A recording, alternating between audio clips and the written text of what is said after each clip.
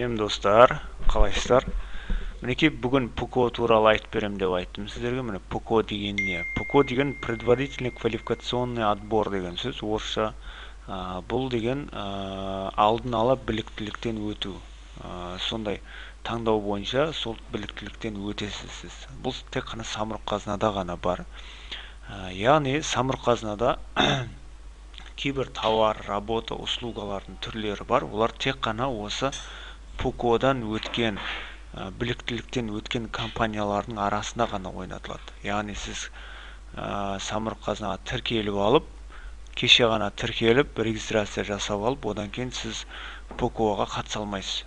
Сіз бірінші ПКО-дан өтесіз, одан кейін барып сол ПКО-ның арасында болып жатқан объявлениелерге қатыса аласыз. Бұның қандай пайдалары бар? Конкуренция аз. Мысал үшін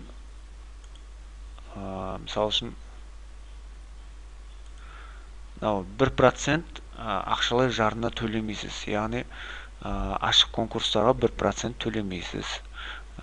ПКО-дан өткен компаниялар кез келген ашық конкурсқа қатыса береді. Құжаттардың саны азаяды, өйткені сізді әбден тексереді. Одан кейін конкуренция аз бұл жерде. Конкуренция өте аз. Өйткені көп компаниялар ПКО-дан өтпеген. Өтсе де олар бір-екі ПКО-дан өткен екен, уже жаңағыдай әркім өзінің несі бар. Мысалы үшін работа, услуга, А дейін, Б дейін, оның түрлері көп бұл жерде. Мысалға 25%, 50%, 75% деген. Мысалға бір мебель объявление шықты, 50%-тен жоғары дейді. Сол кезде ПКО-дан өткен, бірақ балы 50%-тен жоғарылар ғана қатыса алады оған. Сіздің балыңыз 50-ден төмен болса, уже сіз оған да қатыса алмайсыз. Солай. Одан кейін құжаттардың саны азаяды деген сөз, ол құжаттардың, мысалы үшін открытый конкурс, басқа да нелерге қатысатын кезде, ол құжаттарды сізден сұрамайды көбінесе. Өйткені сіз ПКО-дан өтетін кезде, сіз страшный құжаттар қоясыз оларға. Мысалға санайтын болсақ, примерно бір 130-140 документ қойып бересіз. Одан өту үшін. Өтудің өзі бір минимум 1 ай, максимум 2 айда өтуге болады. Енді максимум емес, максимум 6 ай өтетіндер бар. Ол енді таңдаған несіне байланысты, работа, услуга болса, ол ұзағырақ өтеді. Бұның барлығы біздің курсымыз айтылады. Курсымыз бұған арнайы бір курс ашып жатырмыз қазір. Соны дайындық болып жатыр. Өйткені біздің өзімізді, мен 2018 жылы өзім компаниямды өткізгем. Ол компания қазір черный списке кіріп кетті. Енді қазір біз тағы да 3 компанияны өткізіп жатырмыз. Біреуі уже өтейін деп қалды. Екеуі әлі процесте. Сол үшін бұдан өтіп алған жақсы. Тендермен айналысам деген адамға бұл өте үлкен мүмкіндік. Бұл жерде маржасы өте жоғары, еще предоплата береді кейбіреулер. Қазір көрсетеміз соны. Мінекей.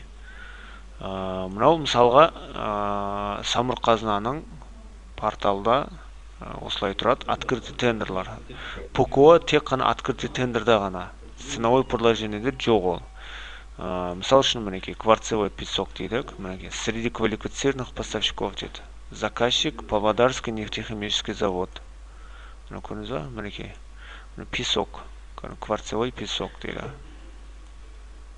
53 теңгеден килограммына 32 мың килограмм дейді. Мінекей. Қараңыз, предоплата 30%, окончательный платеж 70%. Не үшін 30% береді? Өйткені сіз уже квалификациядан өткенсіз, сізге сенеді уже болды. Кеше ғана ашылған ПКО-сы жоқтарға сенбейді. Сенбеген екен оларға предоплата бермейді.